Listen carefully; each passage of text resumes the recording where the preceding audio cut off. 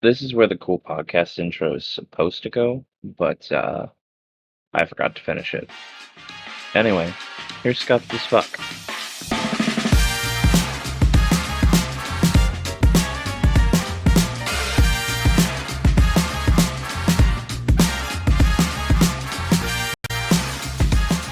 Welcome to the Scuffed as Fuck podcast. I am your host, Retro Coda, and with me today is my lovely co-host, TheCubicGuru. Hello. We're doing something a little different today. I gave Cubic kind of a lowdown before we got started, but this is basically going to be a little bit of a yap sesh. I'm trying a different format.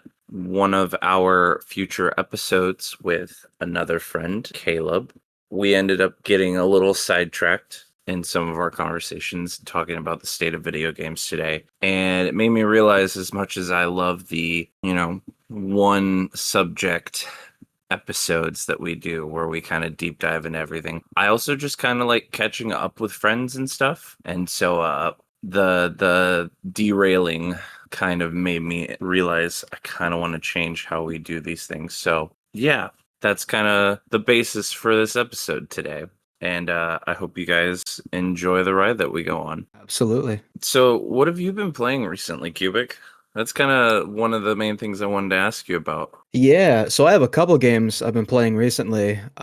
One that I've been doing with a couple of friends is a game called Borrow Trauma. Have you heard of that? Borrow Trauma. Is that one of those that's one of those like ship ones, right? Where you're managing a ship and going deeper and deeper, or am I thinking of a different one?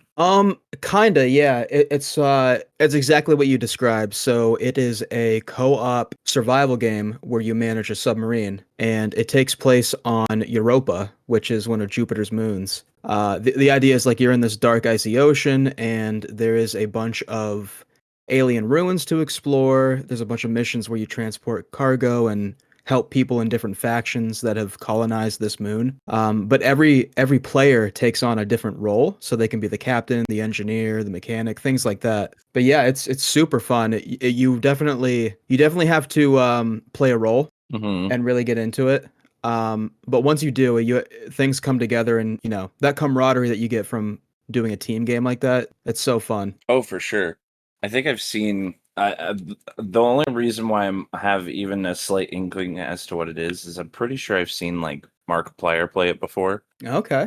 At least a game similar to that. I think the one that I'm thinking of is like Sunken something or other. I don't remember what the name of it was, but very similar of like you're in a ship and you're going deeper and deeper into the seas. Mm-hmm. And one person has to be the captain of the ship, another person has to be like loading the weapon system. Sometimes you have to swap power from the weapons to like the shield system and yada yada yada. Which very well could be the same game, and I'm just misremembering it. But Yeah, it's the same sort of idea. I've been having a blast with it. is it like how many players can be in it? It is 2 to 16, so you could have a full crew if you wanted to. 16. I don't even Yeah. know if I have 16 friends. It's definitely we managed to get 5 people together, and we seem to be doing well, so that's pretty cool.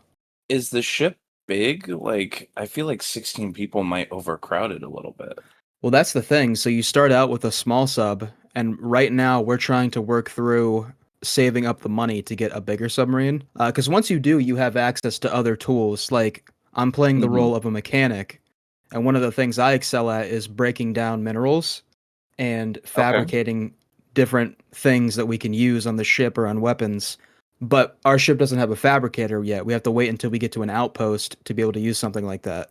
But Right. once we do, once we get a bigger ship, we'll be golden. Is it one of the 2D games? Or is it a 3D game? Because the one I'm thinking of is Yeah. 2D. Yeah, it's 2D. So it's like Okay. if you've ever played Fallout's like Vault Dweller The Simulator or whatever, Yeah, it's kind of like that. the Fallout Shelter game or whatever. Yeah, that's it.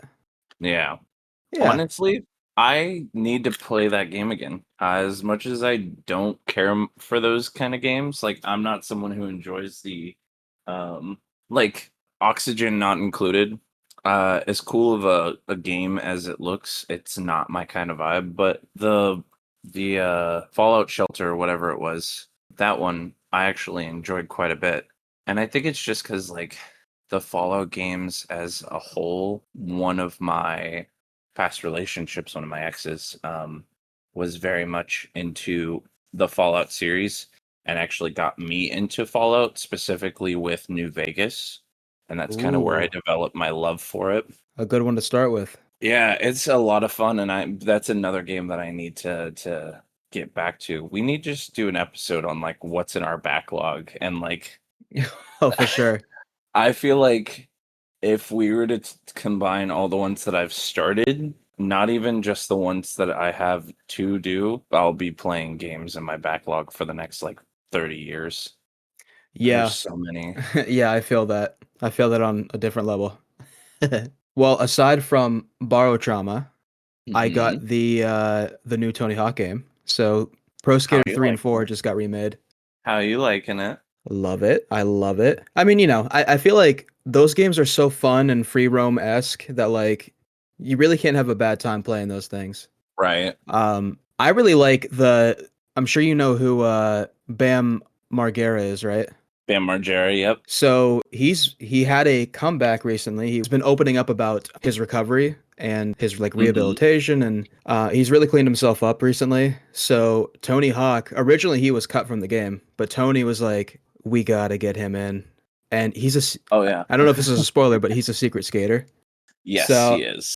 I don't think it's a okay, spoiler, but but I don't know. I thought that whoops. was so cool. You know what I mean? Because like I grew up playing those games, so like seeing him come back in his like Right. modern form, it's kind of like a I don't know. It's a callback that I think a lot of people were kind of looking for. You know what I mean? Because if you look back to Oh, what he went 100%. through, he kind of took a bad turn, and now he's making a big comeback. So Oh, he took yeah. It was a yeah.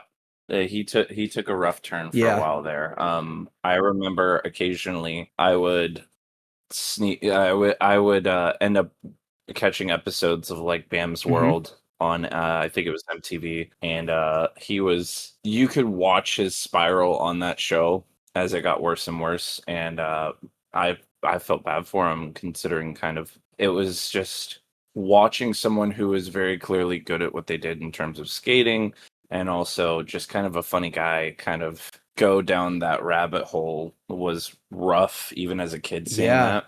And so I'm really glad that he's kind of made his turnaround.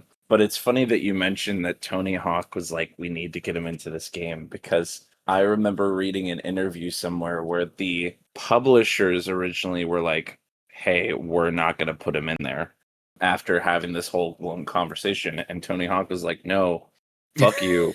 We're doing this. Pretty much, yeah. Like genuinely, he was like, yeah, he was like, no, you're getting Bam, and they were like, we can't promise anything. And he was like, no, you're promising we're getting Bam, and so literally that same day they ended up flying him out and doing all of like the body scans and all that stuff so that they could actually get him into the game, and that was I just loved hearing that little tidbit or reading that little tidbit somewhere online. Yeah. I do have a question for you though in terms of that game. Let's hear it. How does it feel? I'm assuming, have you gotten all the way through 3 and 4 yet, or are you still working your way through 3? Not yet. I haven't had a lot of time to play it, but I have started to play it. So, one of the things they did for this one that I was reading online was they changed up how 4 plays, because the first 3 were all very much the same of like, excuse me. Yeah, you have a set amount of time to finish a set amount of challenges. If you finish all the challenges, then you progress on to the next, stage. Or if you complete a set amount, Yeah. and how 4 had worked, I remember very vaguely, was that it was a little bit more open world. You had like people that you could run into and do quests for them and stuff. And instead of rebuilding that entire thing from the ground up, what they ended up doing for 4 in the remake is they made it in line with the first 3 games. Okay. So you still get to experience the levels from 4, but instead of finding people, doing little quests for them and all that stuff, you're back to that timer, do scores, collect skate, stuff like that. Okay. Yeah, I haven't Um, made it to 4 just yet. But mm, to be honest, hearing that, I think I prefer that. I don't know. I really like the classic format. I do think where the remakes of 1, 2, 3, and 4 excel are, there are spots where you can do a special trick and then it'll unlock another portion of the mhm. map. Um, That's one of my favorite things of them. yeah, totally. And I think this game really capitalized on that. So where maybe some fans dislike that they changed that about 4, I think they make up for it in capitalizing on that aspect. Oh, 100%. Like, I feel like everyone will agree that Foundry is one of the shittiest maps. Yeah. Um, the fact that it has even just the little, like, doing a trick and opening up the extra room to it, or even the giant mall and all of that stuff and everything that was in there. It's such a good game, and they did such a good job back in the day, and seeing how they've made it, like, same, but different, Yeah. and that much better in the remaster. It's I just remakes of games and remasters of games from my childhood are where love it the Hmm. most, especially when it gets the proper amount of love and attention that it so rightfully deserves. Absolutely. Like, there are games where they definitely just kind of phone it in and it's a port and it's not really that good. Like, as much as loved the series for its crude humor growing up, the Gex trilogy that they just recently released, Oh. it's just a poor port. It really is. It's the first three games, but they're just kind of upresed, and they did a really shitty job with the menu buttons, the menu Hmm. system. You can no longer save in game. You actually have to pull up the emulator menu for it, basically. So, like, they have an overscreen for it where you can select which game you're playing, and you can only save through that. You can't save through the actual individual games themselves. Okay. Interesting. Right. And they look just as grainy as they did back in the day. There's no, like, they didn't they didn't clear up any of the graphics. Like, you would think for something that is close to 20 some odd years old, PS1 graphics are not what they used to be. You would think they would even a little bit, maybe clear up some of the geometry on that, maybe make it look a little less triangular. Yeah. And no, this is just basically a straight port. Yeah, I'm looking at it right now, and I didn't even realize they re-released the trilogy.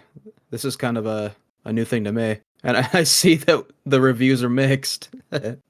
Yeah, it was kind of released to little to no fanfare. There was, like, if you were a hardcore fan and you knew about it, you kept up to date with it, but, like, for the general public, there was almost no promotion of this game, nothing. Oh man. But on the flip side of it, when you look at a game like that and how poorly it was remade or just remastered, take a look at, like, Croc and the Legend of the Gobos. Yes. Like, that remake that they did, or remaster, I'm sorry, that was happened like a month prior. It is beautiful. They did a fantastic job redoing that and making it for the modern console. And it's crazy to see it's crazy to me to see how much love can be given to one that just kind of doesn't get the same attention from another, and how different they wind up coming out, because I played both of those games, or both of those series, growing up,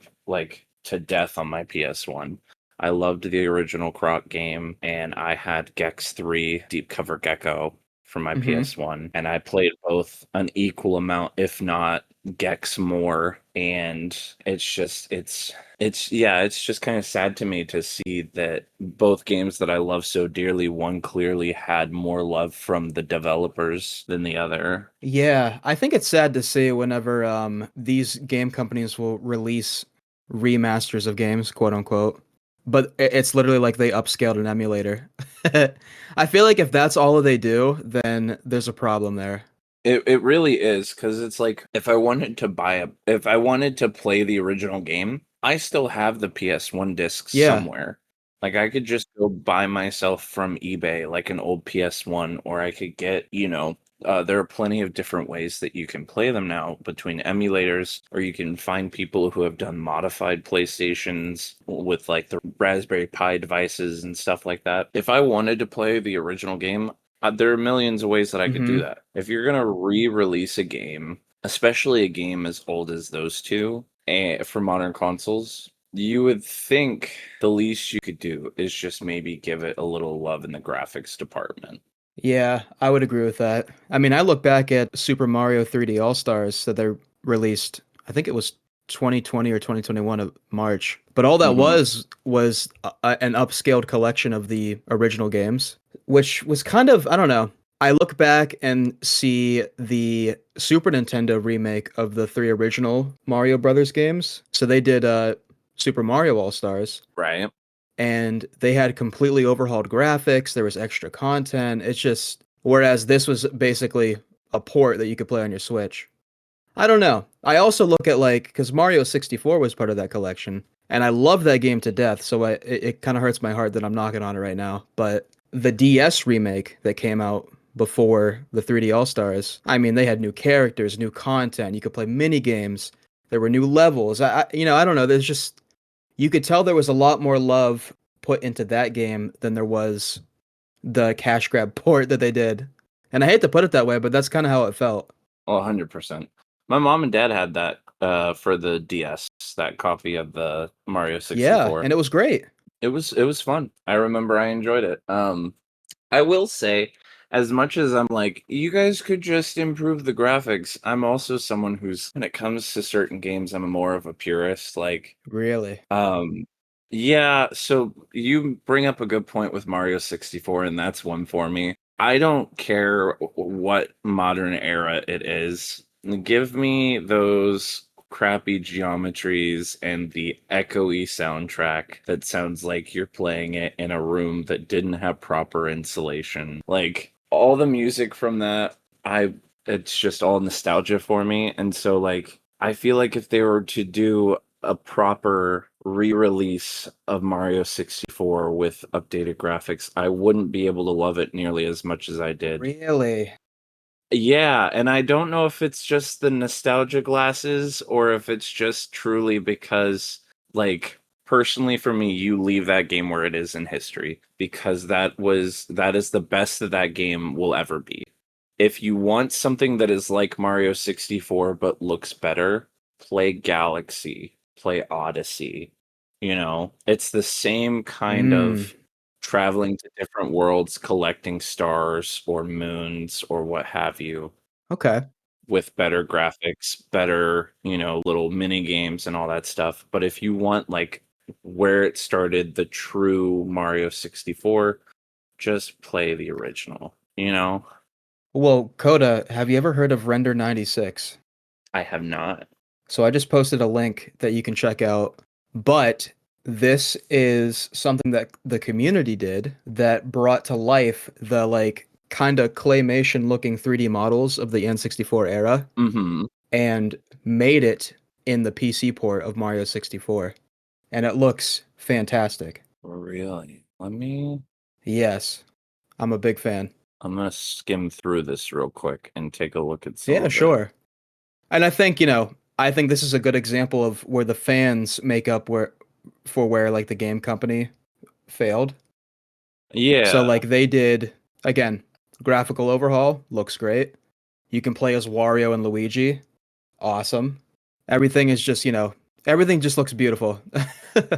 It looks good, don't get me wrong. I can appreciate it, but it's something about like I'm watching this part of the episode or part of the video where they show Mario fighting Bowser in one of the little boss Hmm. battles. And the fact that his jaw is just constantly open, it feels like a sort of unsettling. And that's the thing for me where, like, as cool as these graphics look, I think I prefer the original better solely because I don't know, something about the way he looked then versus looking at this. Like, if I could have you pull up on that page you just sent and scroll to like 52 seconds and then hit play Yeah. and look at the face of Bowser. Do you see how his face is just it's sitting open like it's a mask that someone would wear in a cosplay. True, but I think to the point of the mod, that's what Bowser looked like back then. Right, but I mean it's sort of a weird uncanniness to it. Like Okay. in a modern game, he would not have his mouth constantly open like he was ignoring every word a teacher was saying in a class. Like my parents would always be like, close your mouth, otherwise fly's gonna get in or something like that. And that's the face he has. Yeah. Like versus if you look at the original one, as much as it's the same face, it doesn't feel as off-putting necessarily as that one does. And that could, like I said, just be me. And I will 100% give anyone that credit if they want to call me out on it. Mm-hmm. But I don't know. It's just something about the original game for that. Just it feels like something that shouldn't be tampered with necessarily. Like if you're gonna redo it or if you're gonna bring it to modern, keep the same looking graphics, just add more stuff to it. Add like we talked about in the first episode, like the secret Yoshi on the back of the fucking Mm-hmm. castle. For getting all the stars or something like that. Add extra characters and give them the same blocky feel, Okay. like different worlds or something like that. But I feel like there's only a handful of games that I will ever say should stay how they look like that. And Mario 64 is one of them. That's valid. I think I can follow you on that. Like I'm sure if someone were to I'm sure if they were to do a complete remake and give them facial animations and stuff like from the modern games and maybe extra little maybe if they did like fully rendered like cutscenes or something instead of having the little text blocks like they do in the original games and all that stuff, like give it a proper remake feel, maybe I could be swayed. Okay.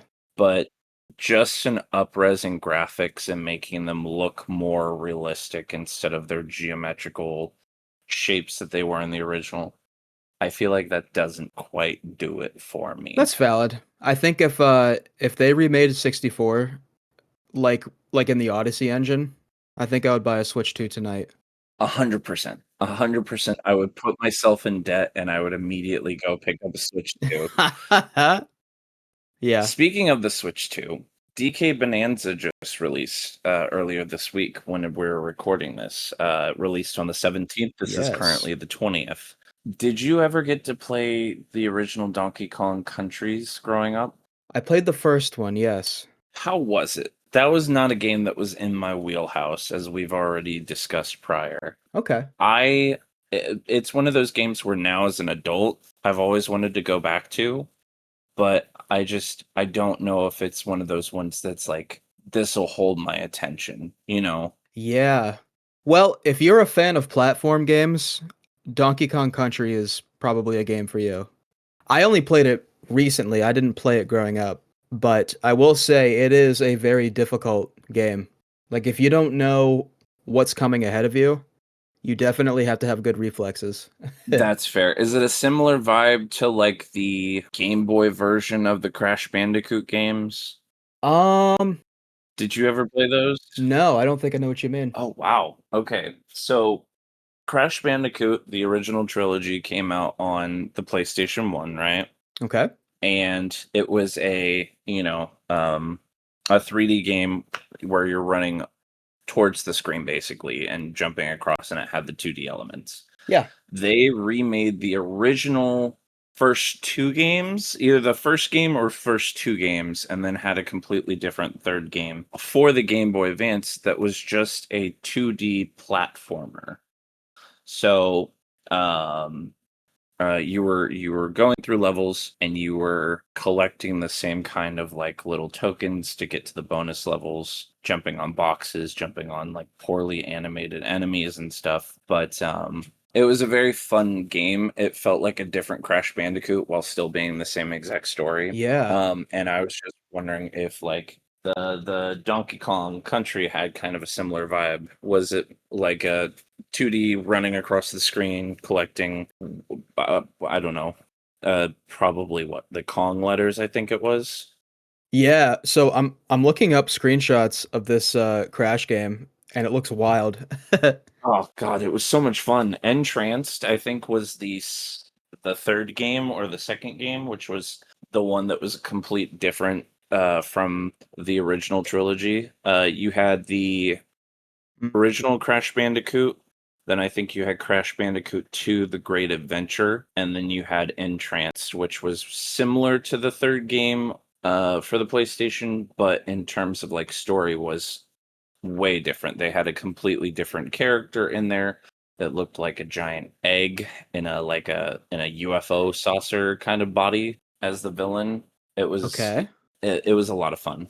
I still have Yeah. I still have a copy of that for my Game Boy. However, at some point, I guess I wiped it. Like the internal bits are Oh, still the internal bits are still in there, but when you put it into the Game Boy, it doesn't play. So I think either it was put under like a powerful magnet or something and completely like wiped all of the data that would have been on the actual chip that's inside it or uh-huh. something. But I still have my original like cartridge. Dang. Yeah, to answer your question, it does look like it would be kind of similar. It's a side-scrolling platformer. And they had like this was I believe this was Rareware's first crack at doing Donkey Kong. So that, one of the big allures was the pre-rendered 3D graphics that they could digitize in the 16-bit format. Right. But I mean, they had like animal companions that let you do different stuff in the different levels, and there was collectibles. It was all that fun stuff. Like I said, it was fun but difficult. Right.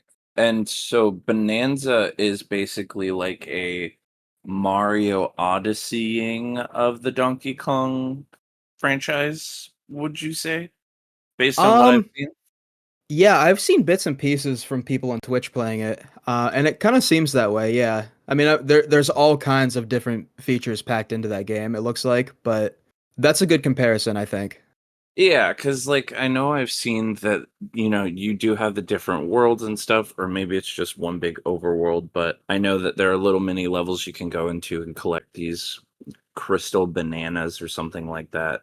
So it gives very much the similar like jumping into a painting or going to a different world and collecting these different stars and moons and stuff. Yeah. It feels like a really good, I don't know.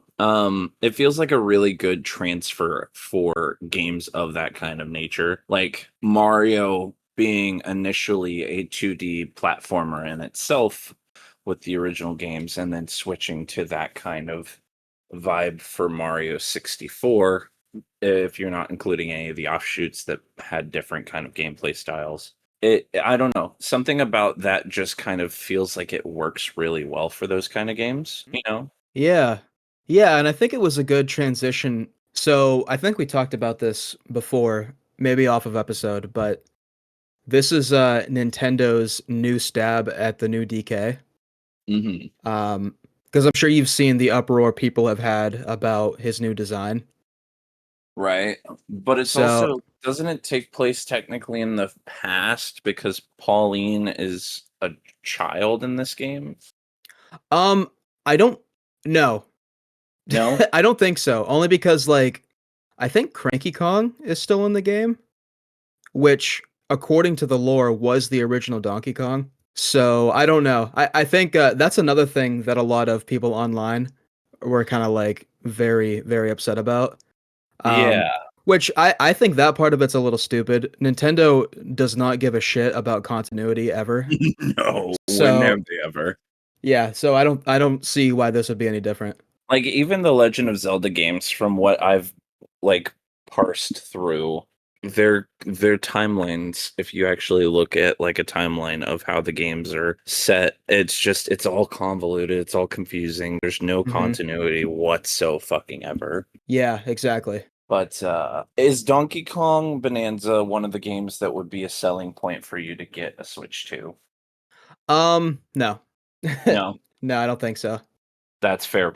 I feel like as cool as the games that they've shown off so far, and there are a couple more that are to be released pretty soon. I do have a list we were talking about before we started the stream Hmm. of games that are going to be getting released pretty soon. and there were some Switch 2 ones that sounded pretty cool. Like, hold on, let me pull this up real quick. It was in actually in the next couple days on the 24th, we're supposed to be getting Super Mario Party Jamboree plus Jamboree TV. Mm-hmm. And I don't know what this is, but I've never played a Mario. That's false. I've played one Mario Party game before, and it was Okay. the Game Boy one. And I played the like the single player story of it. Coda. I've never played a Mario Party. Coda. I've I never love played. the Game Boy Mario Party. I That's think it awesome. is it the original one or is it Mario Party No. 2? No, the first one came out on N64. Which one? No, it was Mario Party Advance was the name of it. Yes, that's right. Yes. So I played Mario Party Advance as an emulator, actually. I played Okay. it during COVID because this was when I was getting into my like picking up random games that I had never played growing up and giving them a chance in the comfort of my one bedroom apartment back in Missouri. And I remember I enjoyed it a lot, and Okay. I played the single player like story for it, but I've never played like a having multiple people over and doing all that kind of stuff. I've never really had people to play those kind of games with. Like even now, like with the Jackbox party packs or like Keep Talking and Nobody Explodes, Yeah. which all very fun games. I love playing those kind of games, but I've never had people who have been like, "Oh yeah, I'd love to hang out for like 2 to 3 hours and just play those kind of games," you know?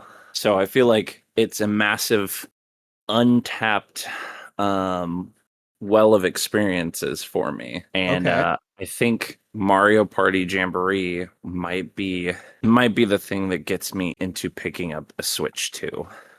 Okay. Mario Party, that one actually came out on the first Switch. I don't know if you know that. Did it?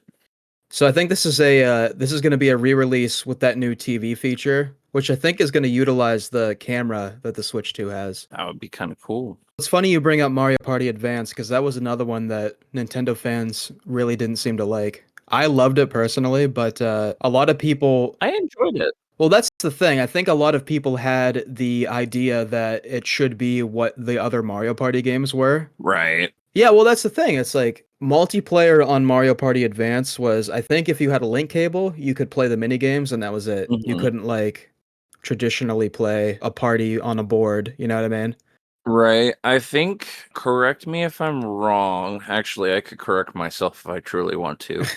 Um, I think was it one of those games where if you had the GameCube version of like Mario Party, you could technically connect your Game Boy to it? Because I know they had some games like for the Pokemon games. I never got to play the Coliseum games for the GameCube, but I know that you could trade your Pokemon from the Game Boy games to the Coliseum using the link cable and plugging it into your GameCube. And there were a couple of other things that you could do with other games, but I don't know if that was one of them. Yeah, I don't think so. So that was around like GameCube era, like you said. Um Mhm. Mario Party Advance, I don't think had any connectivity with I think 4 through 7 were the games that came out GameCube time. Yeah. Uh they were I think the only like connectivity is if you had the Game Boy Player disc on your Mhm. GameCube and you could just play Mario Party Advance on your TV. Which, I mean, to be fair, that is kind of cool because getting to play it on Right. like my PC and have the big screen compared to the tiny little 2.5 inch non-backlit Game Boy Advance, screen that you had, Oh, totally. a much better feel for it. Yeah, absolutely. You got any other games that you've been playing recently? Well, I recently did a commission for somebody and they sent me a VR headset. So I've been doing a lot of VR chat actually. Fancy, fancy. Yeah, and it's been awesome. I feel like I've played it with my friends on desktop mode, which, Hmm. you're playing a VR game on a desktop, it's, while it is still fun, it's not what it's meant for. Yeah, exactly. That's why I've never ended up picking up some of those games that have the VR. Like, A, because I don't have a VR headset, but B, even though some of them have like you can play without a headset and it plays okay, it's Hmm. just not how the game is meant to be. You know, like Xbox has the help wanted games. Since last time we talked with Vixie, we were talking about the Five Nights at Freddy's. Yeah. They have the help wanted games on Xbox, and those are VR games. So like you're meant to play those in VR and have that stress of being like face to face with these animatronics. And I feel like being able to play the game but with a controller instead of actually feeling right there, it doesn't give the same kind of feel to it. Oh, absolutely. But there are plenty of games that I want to get if I ever do get a VR headset. And I've been debating back and forth on whether or not I want to pick up one, specifically because are you a fan of like James Bond or James Bond-esque kind of games? I've played GoldenEye. Does that like That's fair. count? Yeah. I guess more specifically, like, are you a fan of like feeling like a spy? Yeah, I guess so. So there's a couple of VR games, and I'll send you the links to them after we get done recording this. But they are called "I Expect You to Die," Okay. which is basically the James Bond of like, "No, Mr. Bond, I expect you to die," where you're trapped in these different levels. One of them is like, I think it's in the first game. You're trapped inside your supercar or your like Aston Martin, whatever it is, Hmm. your spy vehicle, and the villain has started to pour in noxious gas into it, and so you're trying to escape from this thing or get the gas out of there before you get incapacitated. And you're in like a hangar bay for a like a giant helicarrier or something like that, whatever it Yeah. is. And so you're basically trying to get escape so that way you can do the cool reverse out of the plane and, you know, parachute in your car and all that stuff. It's just all of the levels in this. Actually, I'll go ahead and pull it up and I'll send it to you right now because it is in my Steam wish list, and it is honestly, I've watched a few people play it over the years, and the more I watch them, the more I'm like, "Oh, I could absolutely do this." But Okay. there's a bunch of those. There's some that are like escape rooms. I'm a big puzzle fan. I don't know if I've ever talked about it on stream or on the podcast, but I am a huge fan of puzzle games and stuff. So like the Da Vinci, the book of the House of Da Vinci, that's what it's called. Okay. Um, those are like little puzzle games, or The Room, or like the Doors, stuff like that, where it's like you're exploring this one item. Like, have you ever seen the puzzle boxes where it's like you have to solve this thing and it unlocks a thing on the other side, then you go over and solve that thing and it unlocks another to get to what's inside the box? Yeah, I know what you're talking about. Yeah, so a lot of these games are very similar. Like the House of Da Vinci, you're going through a world of all of Da Vinci's like inventions and stuff. Like he's gone missing, and you're solving different puzzles using some of his inventions to like progress through. And it's a pretty fun game. The Room is one where you are inside this mansion and you are staring at what looks like a very elaborate dollhouse, but the Okay. dollhouse itself is the mansion. And so you are solving these puzzles inside this dollhouse that are causing the house itself to evolve around you. Okay. It's a very cool game. It also gives me like almost a predecessor to games like Blueprints, which I have been loving to death. I don't know if you've had a chance to play that yet No, not yet. or know of anything of it, but for those who do not know anything about what I'm talking about, Blueprints is a game that released earlier this year, or maybe a little bit earlier than that, but you are the grandson to this wealthy estateman who passes away, and he sends a letter for you to come visit the house, and you have 45 days or it's like, yeah, I think it's 45 days to find the 46th room in the house, and the rooms change constantly. You receive different blueprints. Every door that you open gives you an option of like 3 rooms that you can have, and you're trying to progress further and further into the house, solving puzzles, finding keys and gems that unlock other rooms.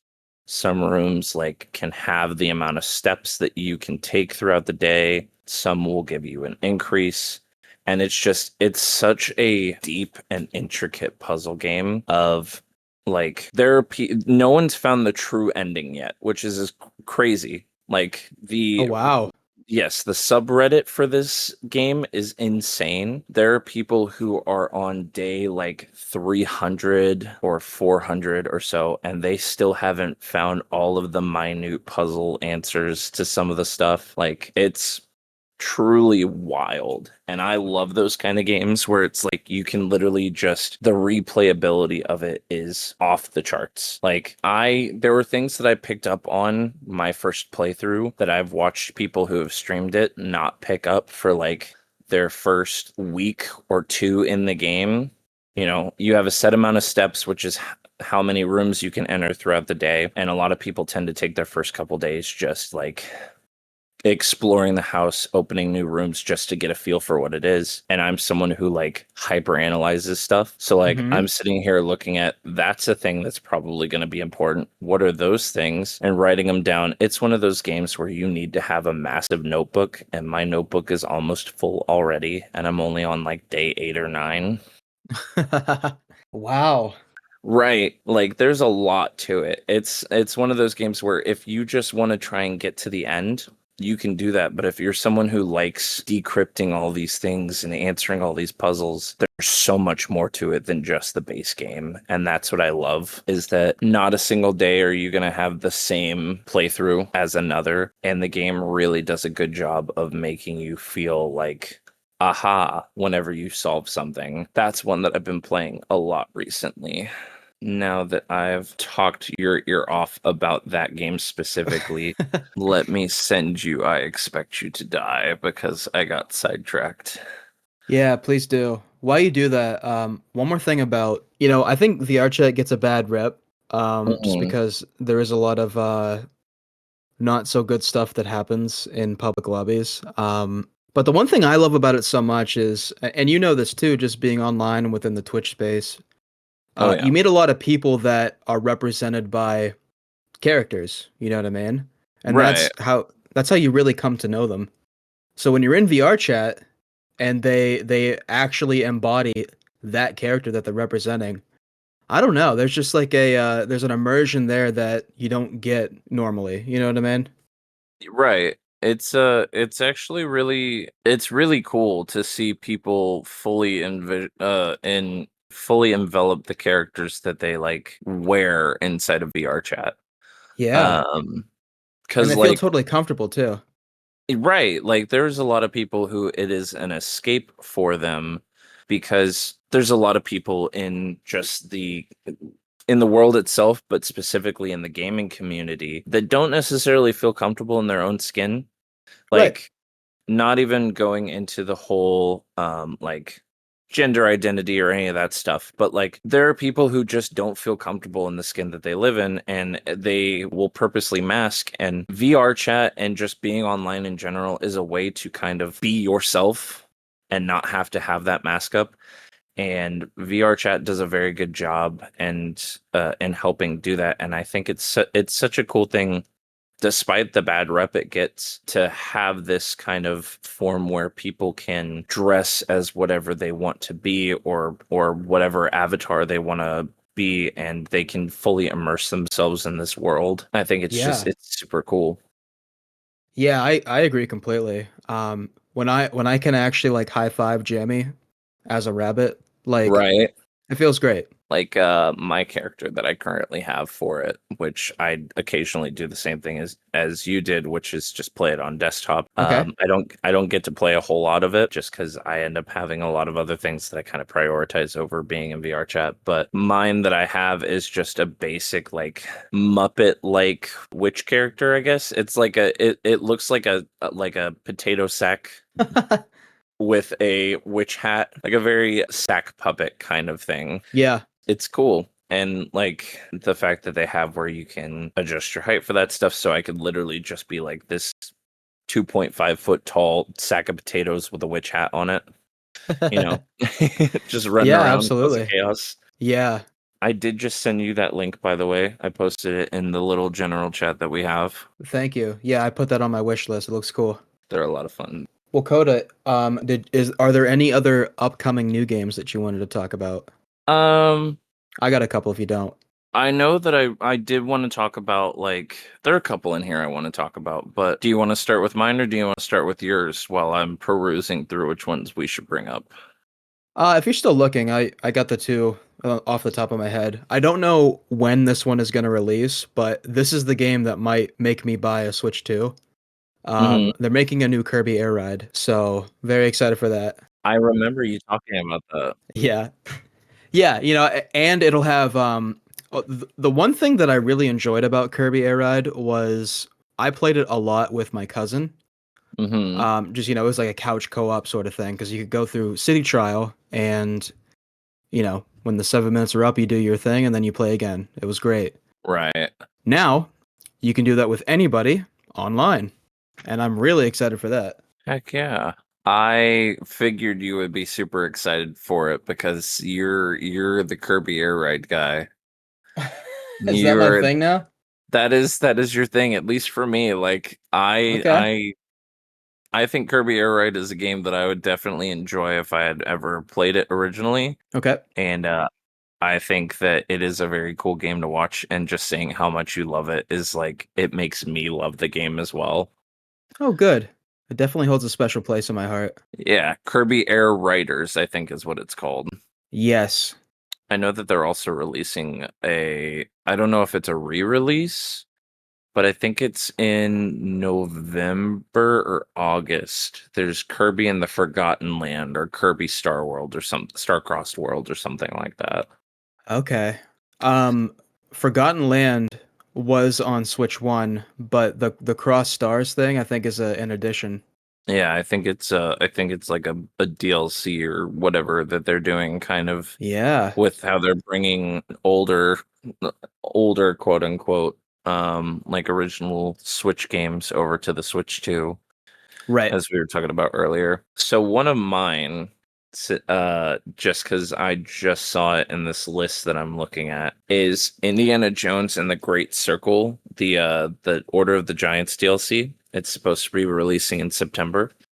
Okay. Did you ever get to play, or is that ever going to be in your kind of wheelhouse of games? The original, the Indiana Jones and the Great Circle. Is that the one that came out recently? That's the one that came out recently, the first person one. I don't know if I'll play it, but I did watch a couple of people play it on Twitch, and it looks really good. It was on Game Pass day one. I 100%ed it within a week.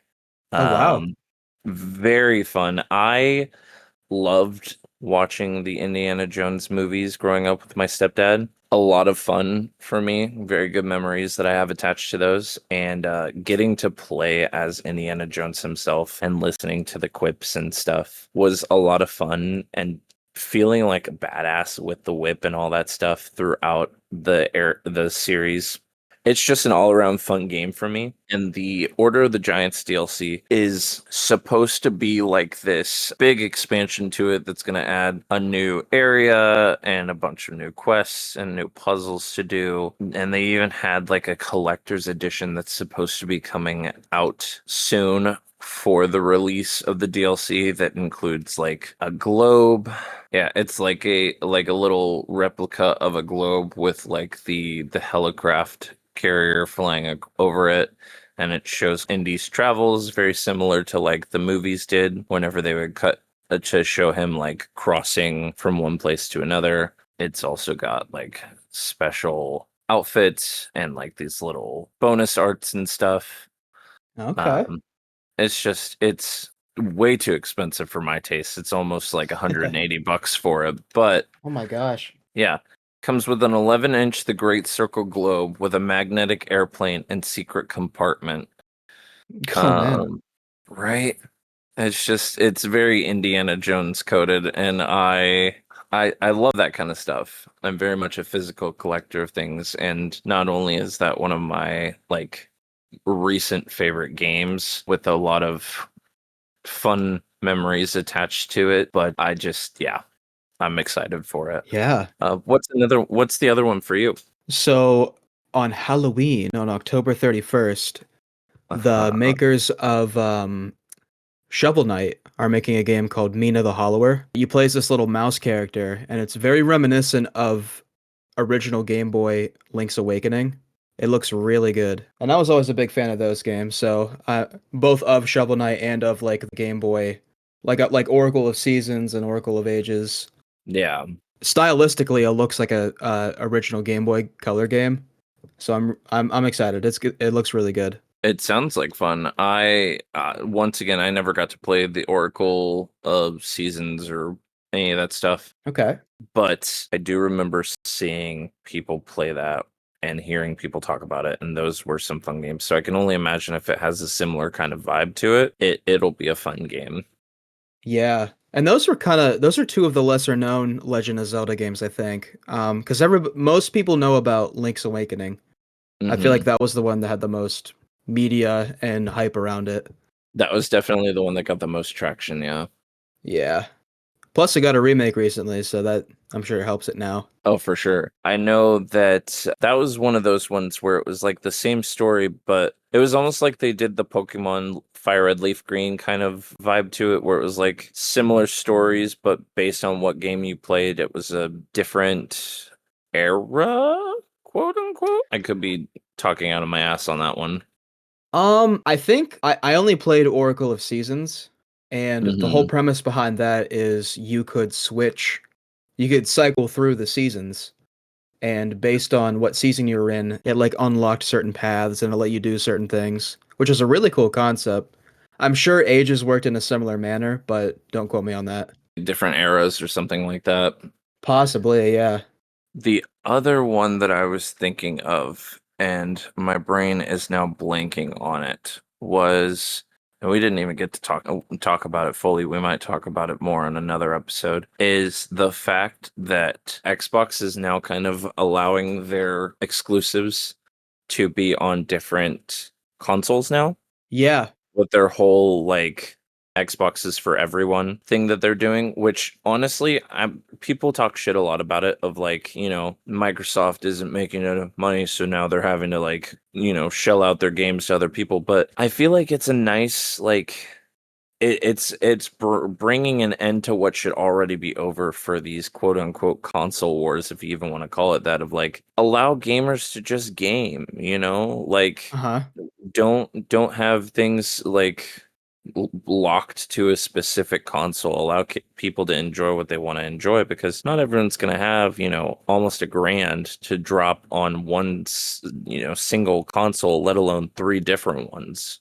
Right. But the fact that Gears of War, the original one, is getting a remake, and it will be releasing in August. I think it's like August 26th or something like that. And it's going to be coming to PS5, the Xbox Series X and S, as well as PC, where it is a complete like like a complete upscale of the graphics, a re-rendering. It's going to look fantastic, and it's going to be able to give these people who may never have gotten a chance to play it initially when it was on the 360, because they were, PlayStation fans specifically or what have you, just might not have had the money. It's giving them a chance to relive what was a core memory for me. My mom, I don't remember her friend's name, but she had a son, or has a son, whose name was Arthur. And I remember that she would occasionally take me over to their place and I would play Xbox 360 with him. And so some of my favorite memories I have whenever I would go over there was we played the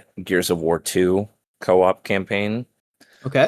as well as that was my first like introduction into the Assassin's Creed games. I got to play Assassin's Creed 2 over at his place, and I had a lot of fun with that, and that's what got me into that series. So it's just Gears of War is another one of those core memories for me, and being able to see other people enjoy it now that it's no longer locked to just Xbox, it really excites me, you know? Yeah.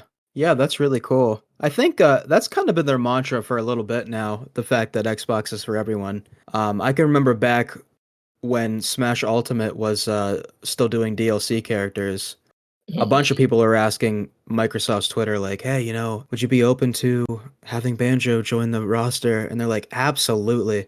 And I don't know, there was like a cool sense of how do I want to say this? You kind of like you could appreciate a large game company for doing that. You know what I mean? 100%. That was just one of many little examples of things like that they've done. But that was something where people kind of like rallied around Xbox, you know? Like, it's one of those things that kind of shows that, like, it shows when a company has like their player base at the heart of their goals or ideals or whatever, where it's like, oh, you want to see a character that's exclusive to us on a console that, or like in a game that Xbox will never get to see because of, Nintendo. Like, absolutely, because you guys are such a fan of this, sure, we'll throw them in there.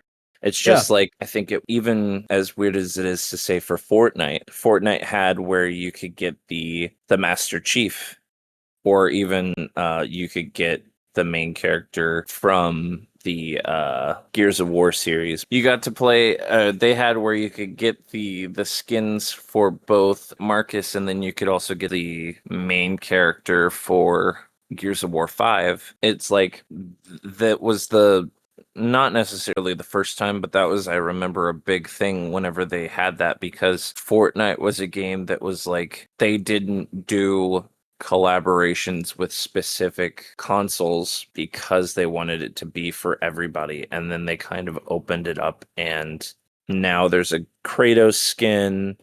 There's when the Switch officially got Fortnite for it, they released a specific character, and I can't remember her name, but like her whole entire skin outfit is based on the Switch Joy-Cons. So like she has like red and blue guns and like a red and blue pickaxe, and her whole like outfit is like red and white and black based on like the actual Switch console itself. It was kind of cool to see that they were like, yeah, let's, join forces and have these cool little things in there. And it's always cool to see when companies are like, yeah, let's, do this for the fans. Yeah. Well, do you know who that originally was supposed to be for Nintendo? I do not. So Epic came to Nintendo, like with every other, big game company, because they wanted to have some representation from Nintendo since Fortnite is pretty big on the Switch.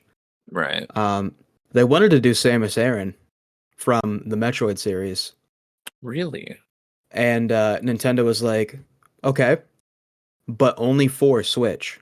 So like they didn't want anybody on Xbox or PC or anything else to get Samus Aran, nor do they want anybody that are on a different console to see that skin. And Epic was like, no.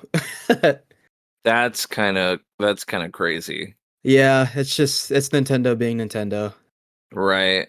And that's something that we could fully dive into one of these days on, like, as much as I know people love Nintendo, it like they're very, what's a nice way to put it? Scummy.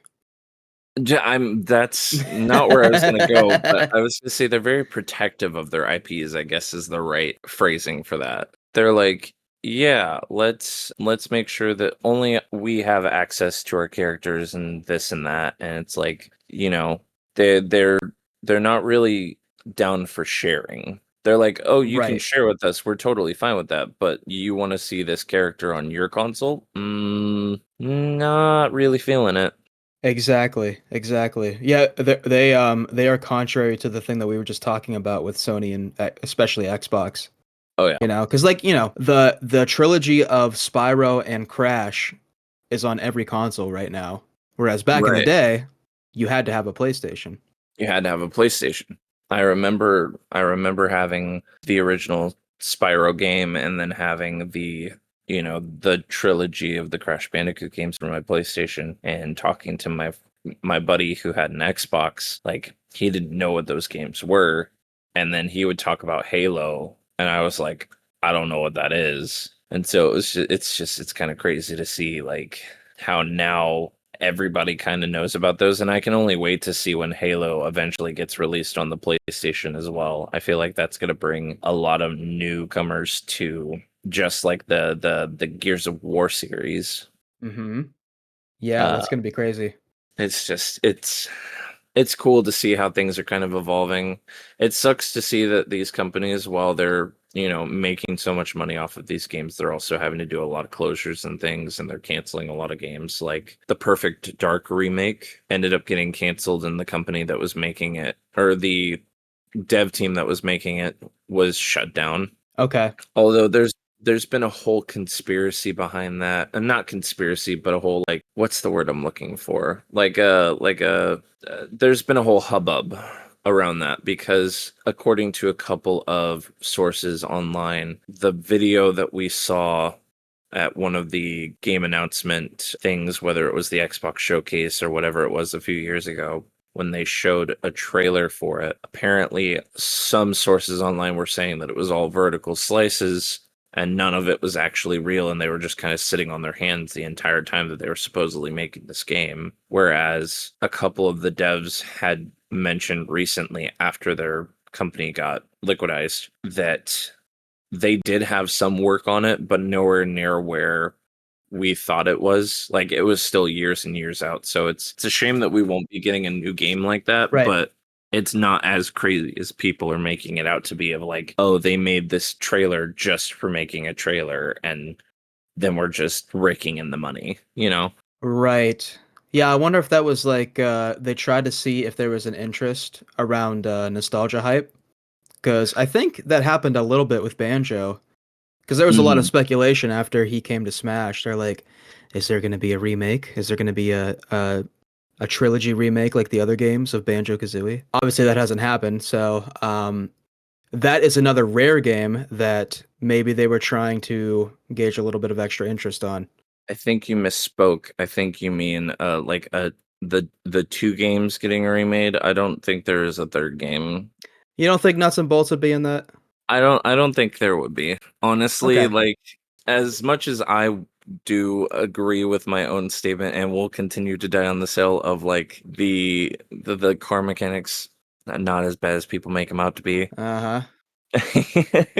Which I'm starting to kind of see what you guys are saying, because I picked it up recently and I was like, man, after we talked about it, they're not as good as I remember. Uh-huh. Okay. But I still think that they are not as bad as people make them out to be. I don't think that that would be a game that they'll remake. That's fair. Again, it might just be like and we kind of touched on this with Mario Party Advance. I think a big part of it is just the expectation. I feel like if they made a game that wasn't Banjo-Kazooie but had the same mechanics as Nuts and Bolts, it would do Hmm. a lot better. Oh, 100%. I feel like I could agree with that statement. Because Nuts and Bolts was like, oh, that was the first time that Microsoft kind of had their claws in on it. Mm-hmm. And I feel like them at that point in time, Microsoft was also very much kind of, they were deep into what games couldn't have, and they wanted to control how the games were made. Like, they still kind of do that with some, where they're like, hey, you need to add this or you need to remove this because we don't think it's going to do well. But it's nowhere near as bad as it was in the early 2010s or whatever, whenever those games were coming out. And I feel like with how they've kind of relaxed on that, if they were to remake Nuts and Bolts, or if they were to make a game similar to Nuts and Bolts, but allow Rare to have the creative freedom to make it the game that they wanted to make it, it would do a lot better. Yeah, yeah. It's hard for me to say because I really have a distaste for it. Yeah, and that's the unfortunate thing, is that that is one of those games that kind of will forever taint the history that is Banjo-Kazooie. Yeah. It's like, there's always going to be a game where it's like, and this is the game that if you ask anyone, didn't happen, in most of their eyes, or they're going to be like, it happened, but it fucking sucked. Uh-huh. And Nuts and Bolts is unfortunately that little stain on Banjo-Kazooie's history. 100%. And I even think stylistically, like the art style of Nuts and Bolts, I Mm-hmm. think it would have been fine for the new generation, you know what I mean? Oh, 100%. But here we are. Right. Well, I feel like I haven't kept track of our time for how long we've been going, but I feel like we've been going for a hot minute. Do you wanna do a couple of other closing ones on like games you want to start now, or do you want to end off where we're at here? Games I want to start. That's a good question.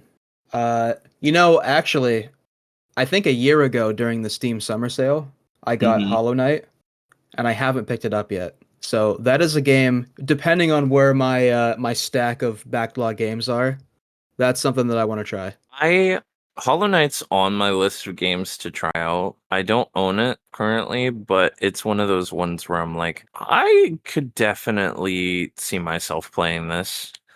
Yeah. I just recently for myself started playing. This is going back to our uh games we're currently playing from earlier, but also kind of tying into games I want to start. I just started playing Borderlands the pre-sequel after having not touched it since like 2019, Okay. and I've been enjoying it. It's not as fun as the mainline series, but I'm enjoying it.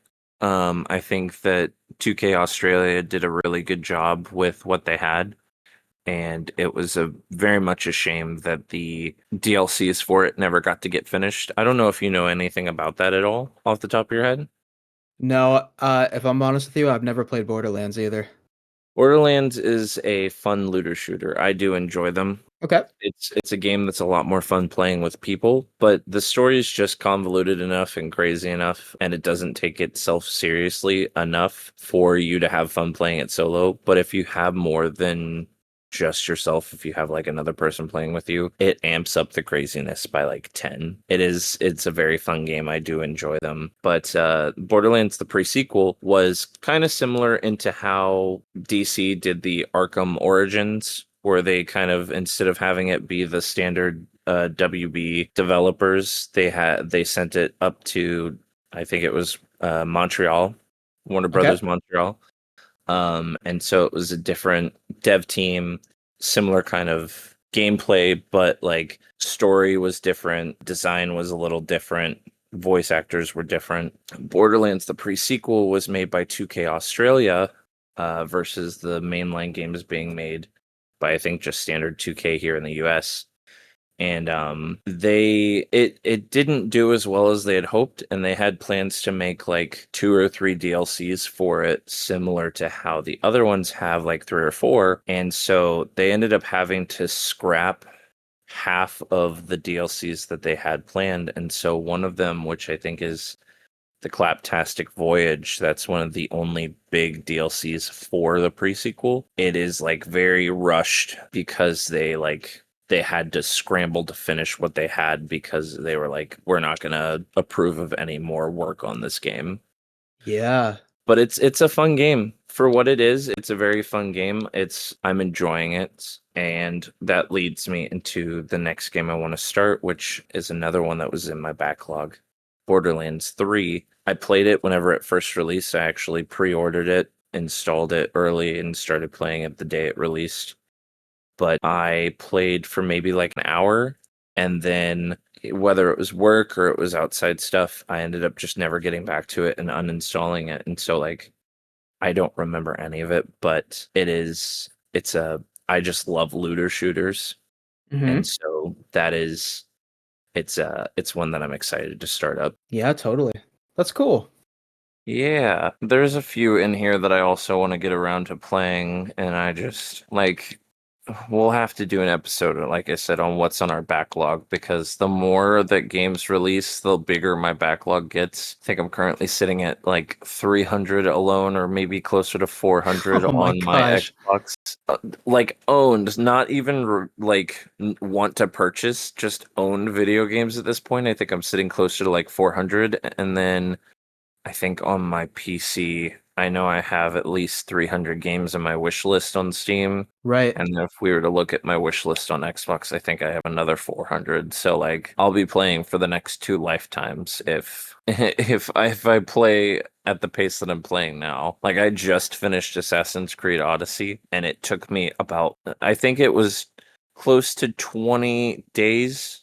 So that's about 400 almost 500 hours to get all of the like collectibles, all of the storyline, including like the free DLC, which leads into the Valhalla, which I want to start up. But those games with how heavy the RPG elements are in them, it's one of those ones where you need to give yourself a little bit of a break, otherwise you will immediately burn yourself out. Yeah, I get that. But yeah, this has been a fun little episode. I hope you've enjoyed specifically Cubic on the little change in formatting.